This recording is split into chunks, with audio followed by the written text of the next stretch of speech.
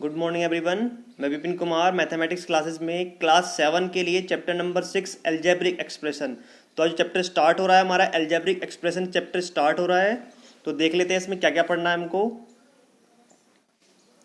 Constant and variable, जो दो important main जो टॉपिक हैं, सबसे ज़्यादा इंपॉर्टेंट है कांस्टेंट और वेरिएबल। हमें दोनों चीज़ पता होना चाहिए कि कांस्टेंट किसको बोलते हैं और वेरिएबल्स किसको बोलते हैं, कांस्टेंट्स होते क्या हैं और वेरिएबल्स क्या होते हैं। ठीक है, तो उसको देख लेते हैं। अभी यहाँ पर आता है सीधे सीधे, सबसे पहले लिखा हुआ है कांस्टेंट्स एंड वेरिएबल्स। तो दोनों में क्या डिफरेंस होता है और होते क्या है देखते हैं। Constants are the fix number. Constant क्या होते हैं, जो नंबर फिक्स होते हैं हमारे, उनको हम कांस्टेंट बोलते हैं, जिसकी वैल्यू हम चेंज नहीं कर सकते। जैसे 5, तो 5 इक्वल टू 5 ही है, उसको 1 + 4 तो लिख सकते हैं, लेकिन रहेगी उसकी वैल्यू हमेशा 5 ही, उसको हम वैल्यू को चेंज नहीं कर सकते उसकी। ठीक है, उसके बाद जैसे आते हैं वेरिएबल्स पर। वेरिएबल्स आर द लिटरल्स, जो हमारे नंबर्स होते ABCD होती हैं तो उनको हम बोलते हैं लिटरल्स। जैसे हमारे A B X होता है, अब X की वैल्यू कहीं पर 5 होगी, कहीं पर X की वैल्यू 7 होगी, तो X की वैल्यू चेंज हो गई है। X कहीं पर 5 आ रहा है, X कहीं पर 7 आ रहा है, तो इसकी वैल्यू चेंज हो गई, तो X क्या हो गया हमारा, लिटरल्स बोलते हैं इसको। क्या बोलते हैं, वेरिएबल्स।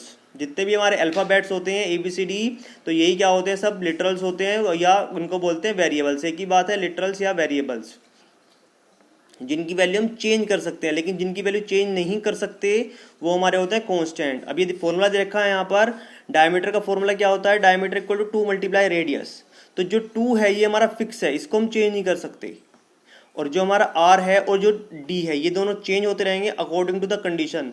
जितनी रेडियस होगी उसके अकॉर्डिंग क्या होगा, हमारा डायमीटर भी चेंज होगा। अगर रेडियस कम होगी तो डायमीटर भी कम होगा, और रेडियस ज़्यादा हो जाएगी तो डायमीटर भी ज़्यादा हो जाएगा। लेकिन 2 हमेशा सेम रहेगा, 2 फिक्स रहेगा, तो इसलिए 2 को बोलते हैं फिक्स नंबर। तो मतलब क्या हो गया, कॉन्स्टेंट हो गया। और जो हमारे D और R है, इनको बोलते हैं लिटरल्स, या हमारे वेरिएबल्स हो गए। इनकी वैल्यू फिक्स नहीं है। It depends upon the size of the circle, इस सर्कल के साइज पर डिपेंड करता है। तो दो चीजें समझ में आ गई होंगी आपको कि R और D जो वैल्यू है ये तो चेंज हो सकती है अकॉर्डिंग टू क्वेश्चन। जैसे क्वेश्चन में दे के चलेगा तो उनकी वैल्यू तो हम चेंज कर सकते हैं, लेकिन हम 2 की वैल्यू चेंज नहीं कर सकते। डायमीटर बराबर 2 मल्टीप्लाई कितना होता है रेडियस के, तो वो 2 मल्टीप्लाई ही रहेगा, वो 3 मल्टीप्लाई नहीं होगा। ठीक है, तो 2 हमारा जो नंबर होगा हमारा फिक्स नंबर होगा, एक फिक्स वैल्यू होगी। लेकिन D और R जो हमारे ABCD बताया मैंने अभी आपको, वो चेंज होते रहेंगे उनकी वैल्यू, कभी कुछ रखेंगे कभी कुछ आएगी। तो वो हमारे क्या होते हैं, सब लिटरल्स या उनको वेरिएबल्स बोलते हैं। अब नेक्स्ट दे रखी है, इसकी डेफिनेशन दे रखी है वेरिएबल की, ये देख लेते हैं एक बार। क्या है वेरिएबल की डेफिनेशन कांस्टेंट की। कांस्टेंट क्या होता है, a symbol having a fix numerical value, वो सिंबल जिसकी न्यूमेरिकल वैल्यू फिक्स होती है। अब ये सिंबल है 2, इसकी न्यूमेरिकल वैल्यू में पता है 2 ही है, और इसको हम चेंज नहीं कर सकते। 2 बराबर 7 थोड़ा हो जाएगा, कहीं पर 5 नहीं होगा, कहीं पर 12 नहीं होगा। तो ये जिसकी वैल्यू है, एक सिंबल है, इसकी वैल्यू हमेशा फिक्स है, कांस्टेंट है, तो वही क्या होता है, एक हमारा कांस्टेंट होता है। नेक्स्ट आते हैं, a number before N alphabet और वेरिएबल इज कॉल्ड कांस्टेंट। जो भी वेरिएबल से पहले लिखा जाता है, मान लिया x लिखा 7x, तो जो वेरिएबल से जो पहले लिखा जाएगा ये हमेशा क्या होगा, कांस्टेंट होगा। ठीक है, उसके बाद वेरिएबल आता है। क्या होता है वेरिएबल हमारा, a symbol which take various numerical values. मैंने भी बताया जिसकी वैल्यू हम कुछ भी ले सकते हैं, जैसे x = 7 आ सकता है, और x = 10 भी आ सकता है, और x = 15 भी आ सकता है। तो जो हमारा x होगा उसकी वैल्यू देखो इतनी सारी आ सकती है, कुछ भी वैल्यू पुट कर सकते हैं, तो x की वैल्यू चेंज हो सकती है, तो इसीलिए इसको क्या बोलते हैं, हम वेरिएबल बोलते हैं। The alphabet after the number constant is called a variable. जो अल्फाबेट नंबर के बाद में आता है, अभी 7x बताया था ना, तो जो नंबर के बाद में, इस कांस्टेंट के बाद में जो आता है, इसी को हम क्या बोलते हैं, वेरिएबल बोलते हैं।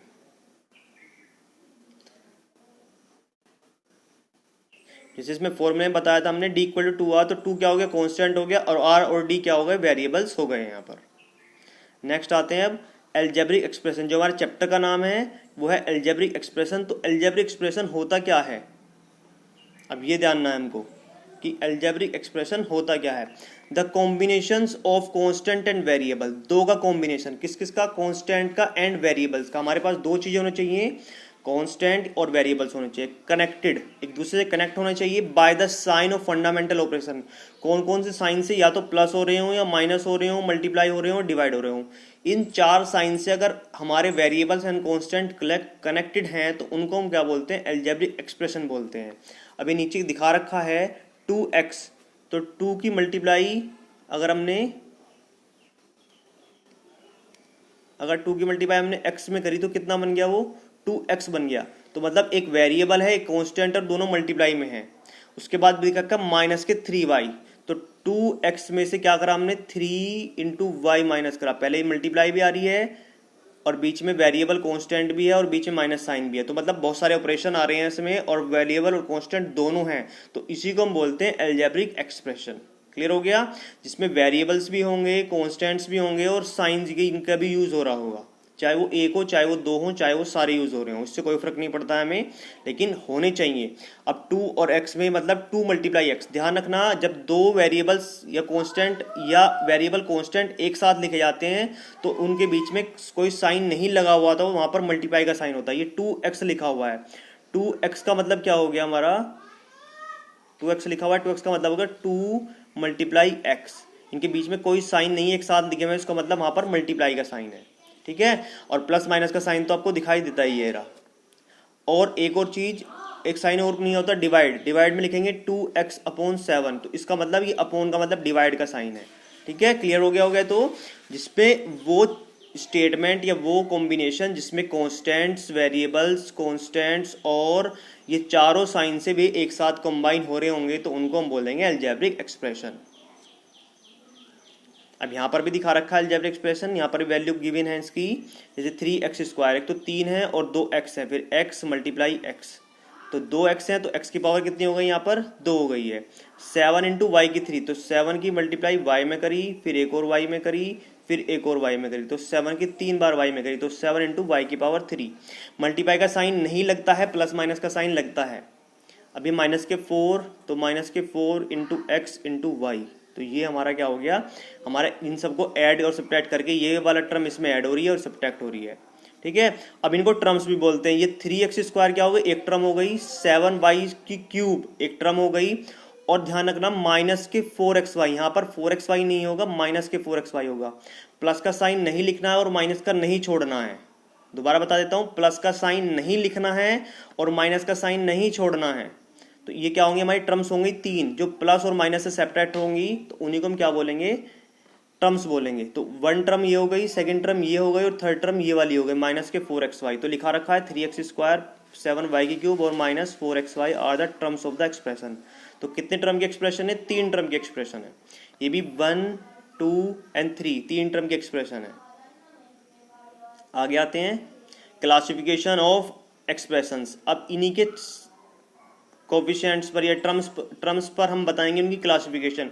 अगर किसी अलजेब्रिक एक्सप्रेशन में केवल एक ही टर्म है, ओनली वन टर्म लिखा हुआ है, N algebraic expression containing only one term is a monomial, जिसमें केवल एक ही टर्म होती है, -7x लिखा हुआ है, तो एक ही टर्म है, ना कोई प्लस आ रहा है ना कोई माइनस आ रहा है, कोई अलग से जुड़ा हुआ नहीं है, कोई माइनस नहीं हो रहा, तो इसी को क्या बोलेंगे हम, मोनोमियल। ये हमारा मोनोमियल बोला जाएगा। जैसे 3x लिखा हुआ है, मोनोमियल हो गया, माइनस के 7 हो गया तो उसमें मोनोमियल हो गया ये, ठीक है। इसमें वेरिएबल तो नहीं है लेकिन फिर भी क्या है, एक टर्म है और उसमें क्या हो गया, ये मोनोमियल हो गया। अब 5/9 लिखा हुआ है, 5/9 a स्क्वायर b, 5/9 लिखा हुआ है a स्क्वायर b c, तो ये पूरी क्या होगी, एक टर्म है, इसमें ना ही कोई प्लस आ रहा है ना ही कोई माइनस आ रहा है।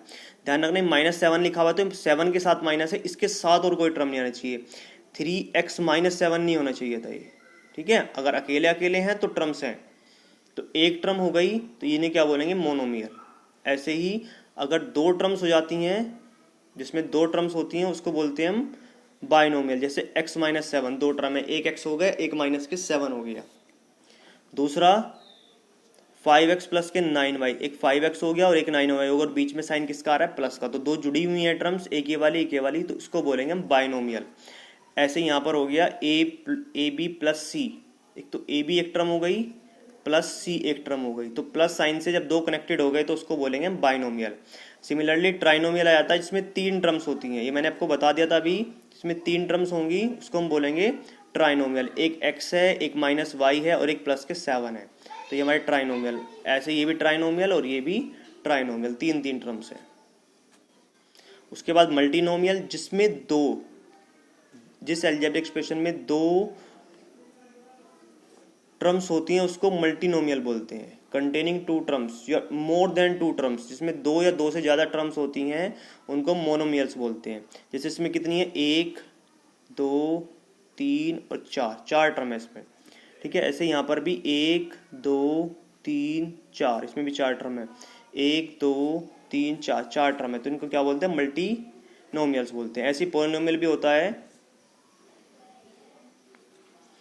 an algebraic expression if the power of the variables are non negative integer। अगर वेरिएबल्स की पावर नॉन नेगेटिव है, मतलब माइनस की नहीं आ रही है, तो उस एक्सप्रेशन को हम पॉलिनोमियल बोलते हैं।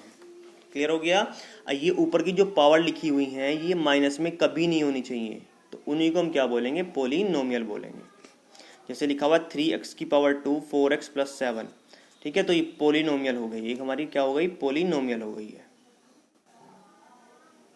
नेक्स्ट ये दिखा रखी है क्या, x² / 3x। अब ये अपॉन में x आ रहा है, अगर ये x² प्लस के 3/x लिखा हुआ है ऊपर जाएगा तो इसकी पावर -1 हो जाएगी। और मैंने बोला था भी माइनस नहीं होना चाहिए, अगर सारी पावर पॉजिटिव है तो ही पॉलिनोमियल है, लेकिन ये पॉलिनोमियल नहीं होगी। क्यों नहीं होगी, क्योंकि x अपॉन में आ रहा है, इसकी पावर पॉजिटिव नहीं है।